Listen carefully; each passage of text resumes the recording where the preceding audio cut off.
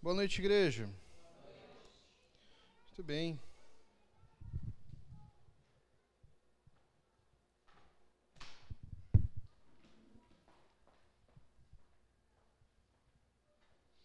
Hoje nós vamos falar sobre 5 solas, um lembrete à Reforma Protestante.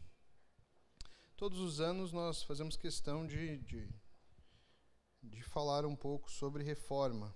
Já fizemos séries, às vezes, no mínimo, a gente faz sempre uma mensagem relembrando a Reforma Protestante. Hoje, nesse ano, nós vamos fazer uma mensagem e nós não vamos se prender muito à questão histórica. A gente já falou muito sobre isso. Eu li um livro, um tempo atrás, do Renato Vargens, que era Reforma Agora. Deve ter ali na biblioteca. Né? E aí ele vai trazer a importância de nós estarmos sempre preocupados com a igreja, né? Era uma preocupação de Lutero lá atrás e de outros reformadores que deram a sua vida em prol de recuperar a igreja de Cristo. A igreja lá atrás, ela era uma só, não era esse monte de denominações que nós temos hoje. A ideia de Lutero não era repartir a igreja, dividir a igreja, e sim chamar a igreja a uma purificação. Existiam muitas coisas erradas dentro da igreja, doutrinas esquecidas. Então o objetivo dele era, por isso que o nome é reforma, era reformar a igreja. A igreja estava tão corrupta, tão perdida, que isso não foi possível. Ele foi perseguido, graças à providência de Deus, soberania de Deus, manteve Lutero em segurança, e ele pôde fazer várias coisas, né, que deu um avanço legal para a reforma. Uma dessas coisas foi a tradução da Bíblia para o alemão. Tá? Esse é um dos ecos da reforma, né, que nós temos até hoje. A partir daí, a Bíblia começou a ser distribuída e foi sendo traduzida a várias línguas que nós temos espalhadas aí pelo mundo. O povo, antigamente, ele não tinha acesso à escritura. Era só os monges, os padres que tinham acesso à Bíblia. Os cultos eram em latim, era uma língua também que não era possível entender o que estava sendo falado. Então, o povo não tinha nenhum acesso à palavra de Deus. Para você ter acesso, você tinha que ir para um monastério, e lá você ia ter acesso aos pergaminhos e tal. Foi o que aconteceu com Lutero. Hoje nós vamos trazer essa importância da reforma para os nossos dias. Assim como a igreja se perdeu lá atrás, o que os reformadores, Lutero, fizeram lá atrás, só tampou ali um pouco ali a correndeza ali, porque se tu for olhar hoje, precisa tanto como antigamente, né? A igreja precisa de uma reforma. Não só a igreja como instituição, mas também nós precisamos sempre estar atentos à maneira em que nós vivemos. Então, a nossa mentalidade precisa também de uma reforma amado às Escrituras. Muitas vezes nós guiamos a nossa vida longe dos princípios de Jesus. Esquecemos ali desses 5 solas. Né? Então a ideia hoje é trazer à memória aquilo que os reformadores lutaram tanto lá atrás, derramaram seu sangue, e também refletirmos, né, como nós temos vivido a nossa vida, né, como tem sido a vida da igreja hoje, como ela precisa de uma reforma constante. A igreja sempre precisa estar em reforma. Amém? O texto base que nós vamos usar, nós vamos citar vários textos aqui. O texto base está em Romanos 1, 16 e 17.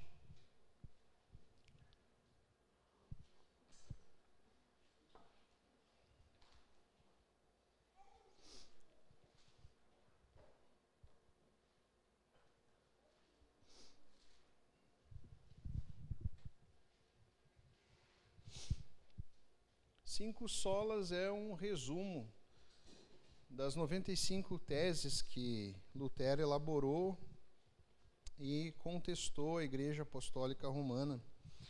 Então, depois, os discípulos de Lutero compilaram essas 95 teses no que a gente vai chamar de 5 solas, que é o embrião aí das doutrinas em que a Igreja havia se afastado, né? Nós vamos ver um pouquinho de cada uma delas hoje. Amém? Todos abriram aí? Vamos orar antes de nós seguirmos? Obrigado, Deus. Obrigado, Jesus, pela Tua graça, pela Tua misericórdia derramada a nós. Te pedimos, ó Deus, que Tu continues a falar aos nossos corações, que nós possamos, ó Deus, aprender cada vez mais, ó Deus, aquilo que Tu tens para nós, ó Pai. Nós possamos entender a Tua palavra, entender a Tua vontade e aplicar, ó Deus, no nosso dia a dia. Tire, Deus, tudo aquilo que possa nos atrapalhar e impedir, ó Deus, de termos uma clareza com relação à Tua voz, ó Pai. Em nome de Jesus, nós oramos. Amém.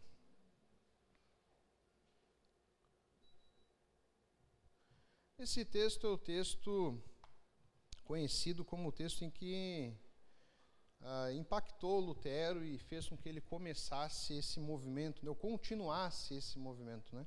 Como eu disse, outros reformadores tentaram, mas foram mortos por quererem uma reforma na igreja. Esse texto de Romanos vai dizer: porque não me envergonho do Evangelho, pois é poder de Deus para a salvação de todo aquele que crê, primeiro do judeu e também do grego, porque nele se descobre a justiça de Deus de fé em fé, como está escrito: o justo viverá pela fé. Lutero era um monge. Antes de se tornar monge, ele sempre foi um devoto, sempre foi fervoroso na sua fé, mas ele vivia sempre com o peso da culpa. Ele amava a Deus, mas temia a condenação vinda de Deus. Ele não entendia porque Deus amava, porque o Deus que ele amava punia o pecador. Mas muito disso, dessa culpa que ele tinha, é porque ele acreditava que ele deveria se esforçar nas disciplinas espirituais e alcançar a salvação através do seu esforço. Então, quanto mais ele orasse, buscasse a Deus, ele tinha ali uma ideia, uma compreensão que esse era o caminho para ele encontrar paz. Porém, ele se esforçava, orava, jejuava, lia a palavra de Deus, e essa paz nunca habitava o seu coração. Ele sempre vivia ali com aquela culpa e aquela impotência, né, de sempre estar vivendo, né, com aquele peso do pecado. Esse texto impactou a sua vida porque ele viu que a salvação ela não é alcançada, a salvação ela é recebida. Então não é o que nós fazemos que faz com que a gente encontre paz, e sim aquilo que Jesus Cristo fez na cruz. Nós somos justificados não pelas nossas obras, mas sim pela obra de Jesus na cruz. Então, através da fé, que é isso que o texto vai dizer, através da fé, a justiça de Deus ela é creditada ao homem pecador. Então, aquela obra que Jesus fez na cruz, lá atrás, no momento em que nós temos fé, nós estamos confiando e crendo na obra de Jesus, e que aquela obra de Jesus purifica a nossa vida e nos reconcilia com Deus. Por isso que o texto vai dizer que o justo viverá pela fé.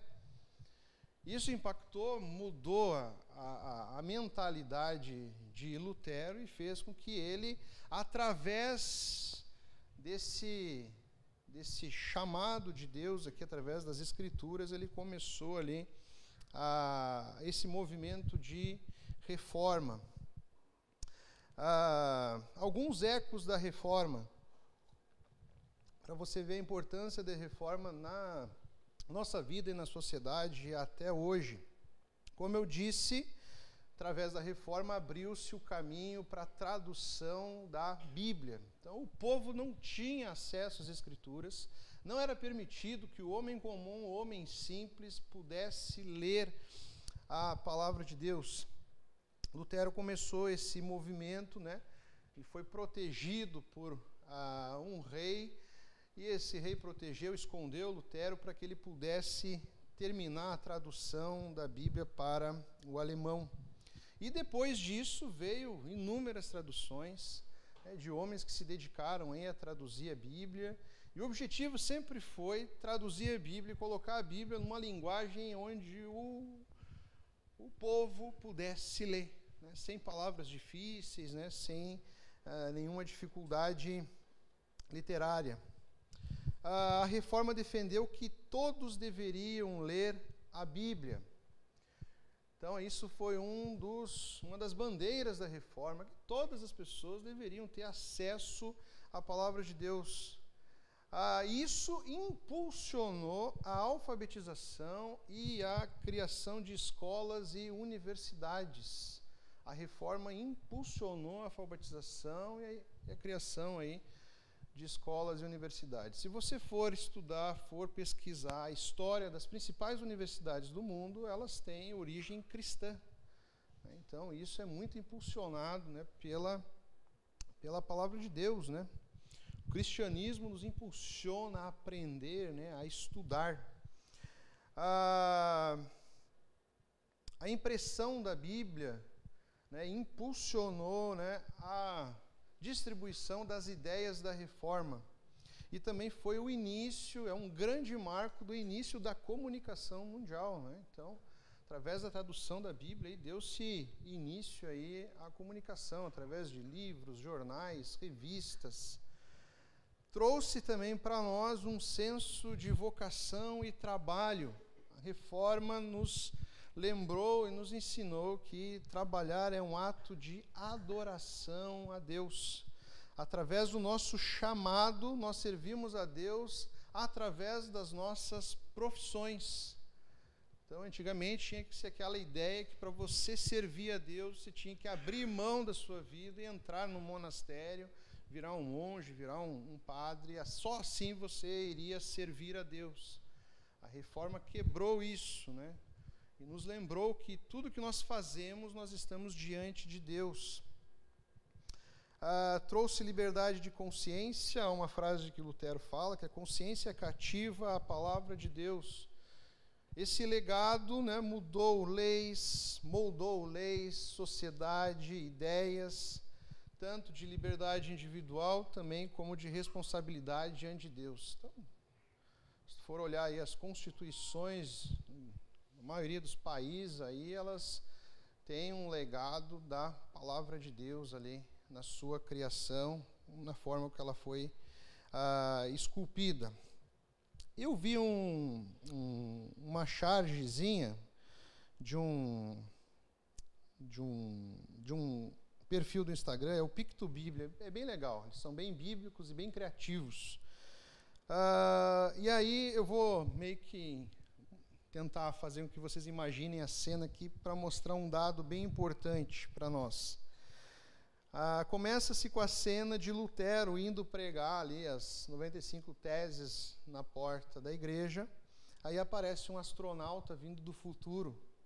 E aí esse astronauta fala assim: Lutero, não faça isso, não vai adiantar nada. Aí Lutero fala: mas por que não? No futuro, dízimos e ofertas se tornarão uma imposição e não contribuição. No futuro, as pessoas vão pagar para entrar numa igreja, para se entreter com um show gospel. No futuro, as pessoas continuarão a pagar por bênçãos e doar seus bens. No futuro, haverá tantas igrejas dissidentes uma das outras, e algumas de pastores insubmissos e rebeldes que não se submeterão a ninguém. No futuro, as pessoas vão ficar presas nas igrejas com atividades de segunda a segunda. Os cristãos serão tratados como um nicho eleitoral e comercial. E sabe a Bíblia que tu arriscará a própria vida para que as pessoas tenham acesso? Apenas 16% dos cristãos vão ler a palavra em algum momento do dia. Aí mostra a imagem de Lutero chorando, né? E aí ele fala assim, mano, você falou que 16% vão ler todos os dias? Aí o astronauta, sim, apenas isso. Aí ele começa a bater lá as 95 teses, né? E aí ele fala, não, eu vou fazer isso por eles, né? Pelos 16%. É uma chargezinha bonitinha. Mas você não se assusta com o número dos 16%? Né? E aí, você faz parte de qual número, né? Dos que leem a Bíblia, né? Você está dentro dos 16%, né? Que leem a Bíblia em algum momento durante a semana, ou está aí, eu não sei fazer conta, mas é muito maior o resto da porcentagem. Né? A Bíblia é um livro, uma revelação dada por Deus a nós. Muitos homens usados por Deus deram a vida para que esse livro chegasse até as nossas mãos. Homens e mulheres ainda seguem traduzindo a Bíblia para línguas que ainda não há tradução, né? Línguas de povoados distantes, livros de povos indígenas. E nós temos livre acesso à palavra de Deus, livre acesso.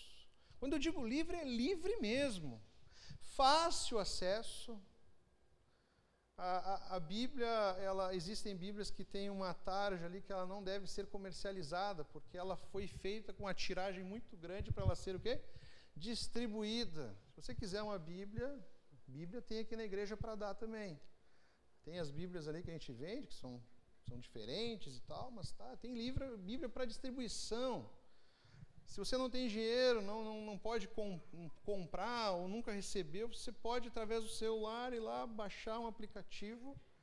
Existem aplicativos gratuitos que você tem acesso a milhares de traduções. Você pode ler a Bíblia em chinês, em russo, em japonês. Só em português tu vai ter aí mais de 10 versões. E versões são sendo atualizadas no bom sentido, né?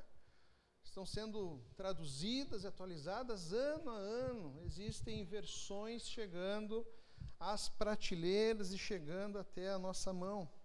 E um dos pilares da reforma, uma das solas, é sola Scriptura. Do latim significa o quê? Somente a Escritura. 2 Timóteo 3,16 vai dizer que toda a Escritura é inspirada por Deus e útil para o ensino, para a repreensão, para a correção e para a instrução na justiça. Essa é a primeira e fundamental verdade que a reforma vai lutar para resgatar dentro da igreja. Que a Bíblia é a única regra de fé infalível, regra de fé e de prática. Nós só obedecemos aquilo que foi revelado através da palavra de Deus. Na época de Lutero, a igreja havia colocado a Bíblia abaixo da tradição da igreja. Essa é uma das grandes discussões. A Igreja Apostólica Romana defendia e defende até hoje que a tradição, e quando a gente fala de tradição, a gente está falando também da voz papal, ela tem um poder igual, mas a gente sabe que muitas vezes está acima da palavra de Deus. E a reforma vem resgatar a questão de que a única regra de fé infalível para nós é a Bíblia. Todas as outras devem estar de acordo ou submissa ao que está escrito na palavra de Deus. Então, na época de Lutero, era uma briga desleal dos reformadores contra a tradição, porque os reformadores iam na palavra de Deus, nas Escrituras, e mostravam, está escrito assim, nós devemos viver assim. E aí a igreja, na tradição e na pessoa do Papa, ia lá, escrevia uma bula papal e falava, não, a Bíblia diz assim, mas o Papa está falando assim. Entendeu? Então, muitas pessoas preferem até hoje ouvir uma tradição do que ouvir a palavra de Deus, as Escrituras. Mas, como eu falei, hoje não muda muito. Apenas mudou os personagens. Mas a prática de negarmos a palavra de Deus e ouvirmos outras vozes continua latente nos nossos dias. Os evangélicos estão fazendo o mesmo. mas substituíram a autoridade da palavra de Deus, por exemplo, com experiências pessoais, novas unções, pregadores que dizem, né, Deus me revelou algo que não está na Bíblia. E as pessoas preferem ouvir aquilo que foi revelado somente a esse homem, como se ele tivesse ali um privilégio de Deus de ouvir algo que não foi revelado a nós na sua palavra. Igrejas que decidem a doutrina em que vão seguir, em que vão crer através de votação, e não através daquilo que a Escritura nos revela. Cultos onde a Bíblia é citada de maneira superficial, onde o foco é o pregador. Pessoas que preferem seguir o horóscopo do que a Bíblia. Existe muito crente que segue a sua vida, dirige a sua vida, não de acordo com aquilo que a palavra de Deus ensina, e sim de acordo com o que alguém lá num jornal, numa coluna lá, escreve um horóscopo lá doido lá, lendo as estrelas. Pessoas que colocam as experiências acima da palavra de Deus.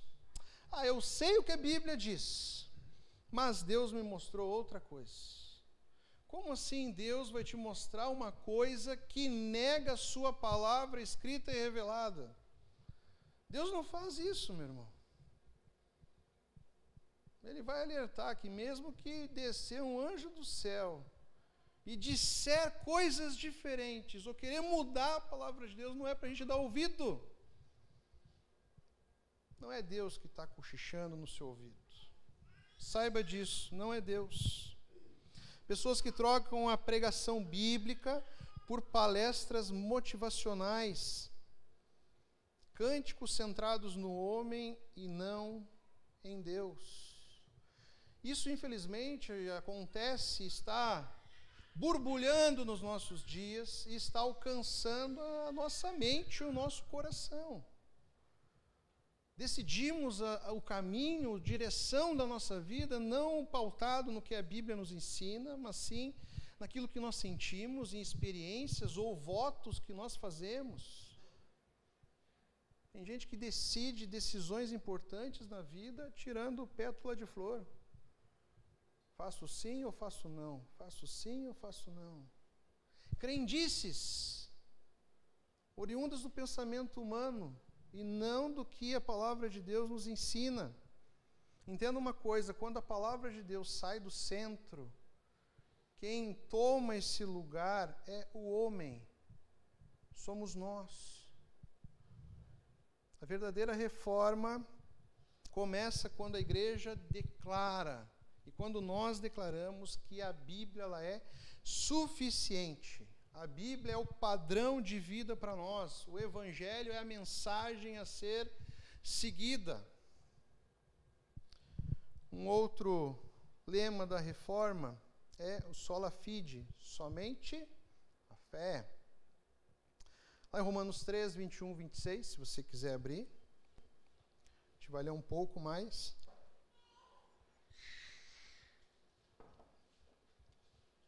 Vamos só reforçar aquilo que Lutero encontrou e foi impactado pela palavra de Deus.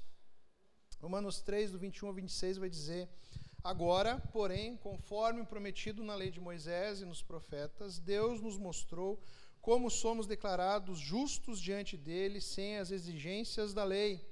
Somos declarados justos diante de Deus por meio da fé em Jesus Cristo, e isso se aplica a todos que creem sem nenhuma distinção, pois todos pecaram e não alcançam o padrão da glória de Deus. Mas Ele, em sua graça, nos declara justos por meio de Cristo Jesus, que nos resgatou do castigo por nossos pecados. Deus apresentou Jesus como sacrifício pelo pecado, com o sangue que Ele derramou, mostrando assim sua justiça em favor dos que creem. No passado, Ele se conteve e não castigou os pecados antes cometidos, pois planejava revelar sua justiça no tempo presente. Com isso, Deus se mostrou justo, condenando o pecado, e justificador, declarando justo o pecador que crê em Jesus. E o versículo 28 vai dizer: concluímos, pois, que o homem é justificado pela fé, independente das obras de Deus. Sola fide significa que nós somos justificados, nós somos salvos pela fé. Através da fé, nós nos apropriamos daquilo que Jesus Cristo fez na cruz. Ou seja, a salvação não é fruto de méritos humanos. Mas, infelizmente, hoje em dia, a gente vê a fé sendo, a salvação sendo alvo de barganha. A salvação sendo vendida. É muito comum hoje nós vermos discursos que precisamos pagar pela bênção. Tem uma ideia também de que nós devemos orar, jejuar, ofertar mais, porque nós fazendo isso, Deus vai nos amar mais, como se o amor de Deus fosse condicional ao nosso desempenho. Lutero e muitos outros e pessoas até hoje creem nessa ideia e vivem uma vida de culpa e uma vida de tristeza, porque o desempenho nosso não vai nos levar à salvação, não vai nos trazer paz. Uma crença também de que a fé, ela é um meio, como se fosse um poder dado ao cristão para atrair bênçãos, principalmente bênçãos materiais. A fé hoje em dia ela não é direcionada a uma confiança em Cristo. A fé, meus irmãos, na palavra de Deus, ela vai ser uma confiança em Jesus. Uma confiança naquilo que Cristo fez. A fé não é direcionada para conquistas, para alcançar bênçãos. A fé hoje em dia ela é transformada em um poder mental. Se você tiver fé, muita fé, você vai conseguir comprar o carro que você quiser, você vai conseguir comprar a casa que você quiser. E a fé, ela é meio que um poder de mentalidade. Quanto mais você mentalizar, quanto mais você pensar na vitória, na bênção, na conquista, você vai alcançar. Isso não é fé, é positivismo. Pode dar outro nome, uma crendice. Isso não é fé. A fé genuína é uma confiança no sacrifício de Jesus. Isso é fé. Fé é algo, é quando nós reconhecemos a nossa fraqueza, a nossa limitação, a nossa derrota, a nossa falência e cremos naquilo que Jesus fez no nosso lugar. Cremos na obra de Jesus. Fé não é acreditar numa vitória pessoal, e sim crer na vitória de Jesus na cruz. Nós somos herdeiros de uma vitória que não é nossa. Nós recebemos uma vitória que foi conquistada por Jesus, entregue por Deus a nós. Jesus Cristo venceu a morte.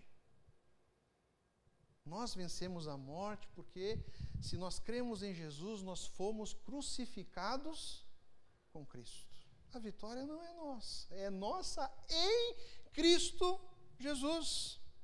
A fé bíblica, a fé que a Bíblia nos ensina, é descansar no que Jesus Cristo fez e não insistir naquilo que nós podemos fazer. De novo, é reconhecer a nossa falência e confiarmos naquilo que Cristo fez por nós. E nós não fizemos nada, Ele não fez porque nós tivemos mérito, não fez porque nós tivemos um bom desempenho, não, Ele nos aceitou mesmo quando nós éramos pecadores. Não houve mérito da nossa parte. É Ele que nos ama primeiro, porque Deus amou o mundo. Amém? O terceiro pilar é o sola gratia. Amém, Benjamin?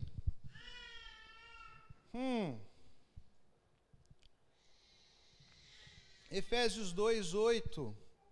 Porque pela graça sois salvos, mediante a fé.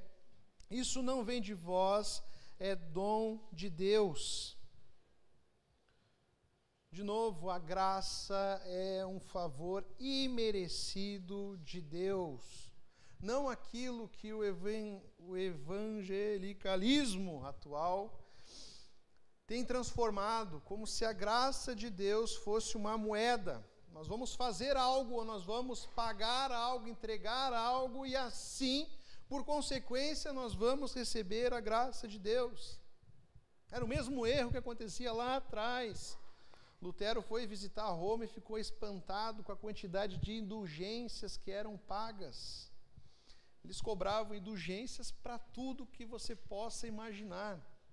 Eles vendiam relíquias, eles vendiam pedaço da cruz, pedaço do prego que crucificou Jesus, gotas do leite de Maria, restos do cabelo de Sansão. Nossa, tudo que você possa imaginar. Se você acha que o pessoal hoje é criativo, essa criatividade começou lá atrás. E eles trocavam a graça de Deus por algo que você deveria dar. Ou um desempenho perfeito, ou dinheiro. Você tinha que comprar, você tinha que conquistar. Só que o que a palavra de Deus vai nos ensinar é que a graça é um favor imerecido. Nós fomos alcançados pela graça, e isso não foi por merecimento de novo. A gente precisa entender isso. Não é pelo que nós fazemos, e sim pelo que Ele fez. Infelizmente, nas igrejas hoje, algumas vão ver a graça como uma licença para pecar. Já que Deus derrama a sua graça e nos purifica dos nossos pecados cometidos e aqueles pecados que nós vamos ainda cometer, Deus entende que nós não somos perfeitos, e muitos vão usar desse pensamento demoníaco como uma desculpa, uma justificativa para viver uma vida de libertinagem. Mas não é isso que a palavra de Deus vai nos ensinar. Até porque, se você foi alcançado pela graça, você vai querer viver uma vida de adoração a Deus. Você vai querer viver na luz, você vai querer viver servindo a Jesus. A graça hoje em dia, como todos nós sabemos, foi transformada em negócio. Doe para ser abençoado. Pregações que exaltam o esforço humano. Você não vê a misericórdia divina sendo apresentada, você vê o êxito humano. Você vê a conquista e a vitória do homem. O que a reforma veio nos lembrar é que não há troca, não há venda da graça e não há cooperação vinda de nós na salvação. Muitos creem que a salvação é uma cooperação. Deus faz uma parte e eu faço a outra parte. Não, meus irmãos, não há participação humana na salvação. Não existe participação do homem na salvação. Se tem algo que nós contribuímos nessa bagunça toda aí, é com o pecado. Nós entramos com o pecado. Deus entra com a justificação, Deus entra com o sacrifício, Deus entra com a salvação. A salvação, ela é monergista, ela é vinda somente de Deus. A graça de Deus, nós recebemos a graça de Deus, graças à misericórdia de Deus. Não foi pelo que nós fizemos, e sim pelo que Ele fez. A graça não é uma permissão para pecar, é um poder para vencer o pecado. Sabe como é possível vencer os pecados que nos afligem e teimam em nos escravizar? É possível vencer com a graça de Deus. A graça de Deus nos fortalece, nos sustenta e nos capacita a viver. Algo que nós falamos no último GC, faz uma semana atrás, em algum momento ali surgiu a oportunidade de falarmos sobre como a graça nos capacita no nosso dia a dia. Entenda uma coisa, nós não precisamos para viver ficarmos fazendo votos com Deus, promessas para Deus, ou esperando vitórias. Sabe esse negócio que o crente sempre está esperando a vitória? Sempre está esperando a bênção. Parece que ele precisa sempre de uma vitória, sempre de uma bênção. Entenda uma coisa, nós só precisamos para viver da graça de Deus. A única vitória que nós precisamos para viver é a vitória que Jesus Cristo conquistou na cruz. Crente não é escravo de vitória e de bênção. Se elas vierem a bem, amém. Se elas não vierem, amém também, porque foi vontade de Deus. É assim que o crente vive. O crente não fica fazendo voto, promessa, ó Deus, se tu fizer isso, eu vou fazer aquilo outro. Isso não é depender da graça, isso é querer barganhar com Deus, é querer trocar com Deus. Deus, eu te ofereço isso, tu me oferece aquilo outro. Não é assim que funciona. A graça de Deus basta. Viver pela graça é viver um dia de cada vez, confiando que Deus tem tudo sob controle. Que tudo está conforme a sua vontade. E que Ele vai, Ele já preparou tudo. E nós vivemos confiando na Sua palavra, confiando na Sua provisão, confiando na Sua graça. Nós oramos, nós jejuamos, estamos confiando no desfecho de Deus para as nossas vidas. Amém? Solos Christus, quarto lema da reforma. 1 Timóteo 2,5 vai dizer que porque há um só Deus e um só mediador entre Deus e os homens, Cristo Jesus, homem. Cristo é o único caminho, o único mediador, o único nome pelo qual importamos que sejamos salvos. Desde o tempo de Lutero até os nossos dias, falsos profetas e muitas vezes uma igreja corrompida insiste em nos apresentar mediadores. Insiste em pagar pedágio para que nós possamos nos achegar a Deus. Isso desde o tempo de Lutero. Uma das coisas que Lutero se escandalizou lá atrás, quando foi visitar Roma, era a quantidade imensa de santos que já existiam. E o número é assustador, de pessoas que são canonizadas ano após ano, ainda hoje. Meus irmãos, nós não precisamos de mediadores, não precisamos de Maria, não precisamos de santos, nós não precisamos de objetos religiosos, nós não precisamos estar dependentes de pastores, não precisamos viver dependentes de profetas e influenciadores. Infelizmente, nos nossos dias, ministérios eles são centrados em personalidades, pastores que são transformados em popstars. Eles são colocados numa prateleira de divindade. As pessoas confiam mais no pastor do que em Jesus. Não como esquecer uma vez, uma senhora foi visitar a igreja lá em São Gabriel. Nós estávamos reformando a igreja, reconstruindo a igreja, poucas pessoas, aí apareceu uma senhora, ela estava frequentando e tal, aí um dia ela falou assim para mim, assim, pastor, o senhor viu que às vezes eu sumo, e às vezes eu venho aqui, mas na outra semana, no outro dia eu vou lá na tal igreja, eu só ouvindo, não perguntei nada, ela que veio falar. Pastor, desculpa, a sua palavra é bem legal, eu entendo tudo que o senhor explica aí, eu tenho conhecido, entendido a Bíblia, mas eu não consigo desapegar daquele pastor. A oração dele é forte demais. Eu assim, tudo bem, minha oração é fraca, eu reconheço. Há muita fraqueza aqui na minha oração. Graças a Deus que eu tenho um mediador. E graças a Deus que nós podemos orar através de Jesus.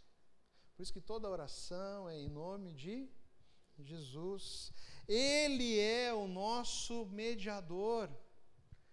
É Ele que nos reconcilia com Deus. O Antigo Testamento tinha ali como símbolo o Santo dos Santos. Era aquele véu que separava uma parte do templo com aquela parte que era sagrada, pois ali habitava a presença de Deus. Uma vez por ano, o sumo sacerdote adentrava aquele véu, aquele Santo dos Santos, adentrava aquele véu para fazer ali o cerimonial. Uma vez por ano era possível isso. Quando Jesus Cristo vem, vive no nosso lugar, cumpre a lei e morre no nosso lugar, Ele se torna o nosso sumo sacerdote. O povo não podia entrar no templo. Só o sumo sacerdote adentrava o templo, era o representante do povo. Quando Jesus morre na cruz, Ele se torna o nosso único mediador e representante. Quando Ele morre na cruz, o texto vai dizer que o véu se rasgou. Ou seja, não há mais separação. Nós podemos chegar na presença de Deus. Nós não precisamos de um representante, nós não precisamos de outro mediador. Nós podemos louvar e cultuar a Deus de onde quer que nós estejamos. Infelizmente, nós temos ministérios centrados em personalidades, pregações que exaltam o pregador e não o Salvador, hinos e músicas onde o centro é o ser humano, é a nossa conquista, é a nossa vitória, eu vou vencer, eu vou conquistar. Entenda, todo remido por Jesus pode chegar a Deus através de Jesus Cristo. Não precisamos ficar pagando pedágio. E quando Jesus Cristo deixa de ser o centro, o Evangelho se torna entretenimento. Porque o foco é o homem. Entenda uma coisa, quando nós vamos à igreja e não nos agradamos do culto, ficamos insatisfeitos com o culto, é porque nós estamos interessados em receber o culto. Estamos interessados em ser o público-alvo do entretenimento que está sendo oferecido. Entenda, esse lugar aqui não é para agradar a nós, não é para nós virmos aqui como clientes, como um público, sentarmos e estarmos aqui assistindo um espetáculo, até porque espetáculo aqui não tem. Aqui é um local de adoração, de entrega. Eu sei que nós recebemos o direcionamento de Deus, nós ouvimos a voz de Deus, mas acima de tudo, o objetivo do culto é entrega, e não da parte de Deus, entrega nossa. Nós estamos aqui domingo após domingo para entregarmos o nosso louvor e a nossa adoração. O foco não é o ser humano, não é o homem. O centro sempre foi e sempre será Jesus. O culto não deve ser divertido. O culto não é para ser um espetáculo, não é para ter coisas para atrair pessoas. A única coisa que deve atrair as pessoas, os corações aqui é Jesus. Atrair as pessoas da maneira verdadeira, real, eficaz. Entretenimento, você vai num teatro, você vai num estádio de futebol, não sendo o jogo do Grêmio, do Inter, tá? Do Botafogo também não. Entendeu? É lá, é em outros lugares, é no cinema. Aqui no entretenimento. Amém? O último lema, a última bandeira, só lhe deu glória. Glória somente a Deus. Romanos 11:36. porque dele, por ele e para ele são todas as coisas. Glória, pois, a ele eternamente. Amém. A reforma resgatou o princípio de que toda a glória pertence a Deus. Infelizmente é triste, causa nojo, repulsa a cultura evangélica que nós temos hoje de autopromoção. O culto virou um espetáculo, o altar virou um palco. É uma guerra infinita de egos, de pessoas tentando chamar a atenção, a glória para si mesmos. Pregadores que buscam curtidas e não conversões, ministérios que competem entre eles por fama e seguidores, crentes normais, simples, que ficam sempre esperando reconhecimento humano, um tapinha nas costas, um aplauso por aquilo que fez. Mas entenda uma coisa, onde há vaidade não há a glória de Deus. Um texto que eu vi no pastor Heber Campos Júnior, não sei se foi ele que esculpiu, mas ele vai nos lembrar de algumas coisas, e vai nos lembrar que todas as solas vão culminar no só lhe deu glória. É bem interessante. Ele vai dizer o seguinte: se os fiéis precisam do clero para ler a Bíblia, então a glória não é só de Deus. Se a Maria e os santos são venerados e os sacerdotes dispenseiros dos méritos aos fiéis, então a glória não é só de Deus. Se cooperamos com Deus em nossa salvação, então a glória não é só de Deus.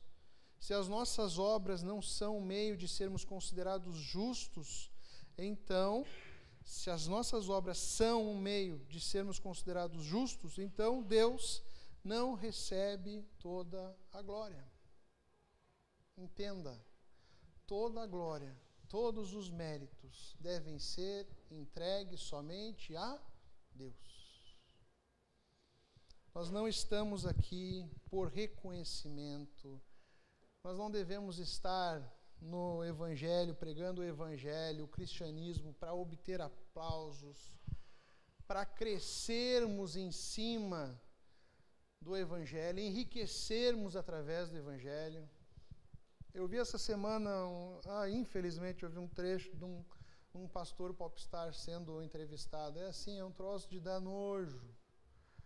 O cara tinha até patrocinador de terno. Aí a desculpa dele é que tudo que ele tinha era presente. Pastores que se acham, né, aqueles, os bambambam, que querem a glória, querem os aplausos. Entenda uma coisa, somente Deus merece toda a honra e toda a glória. Porque nós estamos aqui hoje não pelo que nós fizemos. Estamos aqui porque nós fomos alvo da graça de Deus. Nós somos alvos da misericórdia de Deus. Deus olhou a nossa podridão, Deus olhou o nosso pecado, Deus olhou tudo de ruim que há no nosso coração e teve misericórdia. Mesmo assim, não tendo crédito, mérito, nós somos alvos do seu amor. E não é qualquer amor. Nos amou tanto, o amor de Deus foi tão grandioso, que Ele entregou ali na cruz, esmagou ali na cruz, derramou ali na cruz a sua ira no seu próprio Filho. Porque o nosso lugar era aquela cruz. E com justiça, a justiça era nós estarmos naquela cruz. Ali sim, é pela nossa competência, é pelo nosso esforço, é pela nossa dedicação, é pelo tanto de pecado que há no nosso coração. Ali sim, foi conquistado com o nosso empenho, o nosso esforço. Mas Deus derramou sobre nós a sua misericórdia. Nós somos alvos do amor de Jesus. Por isso toda a honra, toda a glória deve ser entregue a Deus. Amém? Irmãos, entenda que nós precisamos vigiar, estarmos sempre vigiantes. A igreja, uma das missões da igreja é defender, é proteger a palavra de Deus. Ela é detentora, da palavra de Deus. Uma das missões da igreja é zelar pela Escritura, é defender a Escritura. E diariamente a igreja precisa se reformar. É como se fosse uma chama. Nós precisamos cuidar dessa chama para que ela não se apague. Esse mundo caído, cheio de pecado, cheio de corrupção. E nós também devemos sempre vigiar o nosso coração e os nossos pensamentos. Pedir a Deus que nos sonde diariamente, para que nós possamos viver uma vida onde o nosso pensamento é cativo à palavra de Deus. Onde de fato nós estamos compromissados e preocupados com a vontade de Deus para nossas vidas. E não aquilo que nós achamos, aquilo que nós queremos, aquilo que nós preferimos. Nosso orgulho deve ser quebrado dia após dia. É muito fácil a gente olhar e serve de ensino, quando a gente mostra, aponta os erros lá atrás, a necessidade da reforma. A gente aponta hoje os erros atuais hoje. É muito fácil nós apontarmos. Mas que isso sirva de ensino e lembrete que nós devemos também vigiar, para que a gente também não caia e cometa os mesmos erros. É isso que lembrarmos da reforma deve edificar a nossa vida. Somente a Escritura, somente a fé, somente a graça, somente Cristo e somente a Deus toda a glória. Amém? Vamos orar?